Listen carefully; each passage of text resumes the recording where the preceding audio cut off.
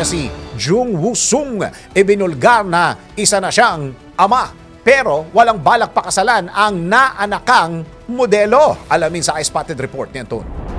Yan ang inamin ng Korean actor na si Jung Woo-sung na siyang ama ng anak na isang 35 years old na modelo, ngunit wala umano siyang balak na pakasalan ito. Ito ang ginawang pag-amin ng 51 anyos na aktor matapos na i-anunsyo ng modelong si Moon Gabi noong November 22 sa kanyang Instagram account na may anak na siya. Sa kanyang post, sinabi nito na medyo hindi maganda ang kanyang sitwasyon last year at isang buwan na lang bago matapos ang year 2024, gusto niyang magsabi ng kanyang story. Idinagdag pa nito na kinakabahan siya sa paglalantad niya sa publiko bilang mother of a child dahil hindi lamang kanyang istorya, ngunit ngayon umano, nagkaroon siya ng lakas ng loob para mabuhay na may konting happiness bilang mother of a child. Dito na kumala sa Korean media ng ama ng anak ni Gabi ay si Jung Woo-sung. Ayon sa report, una nag-meet ang dalawa noong 2022 kung saan noong June last year nabuntis na ang modelo at noong March naman ngayong taon nito isinilang ang kanyang anak.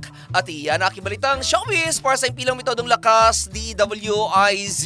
Ako si Anton, nagbabalita ng tama, naglilingkod ng tama.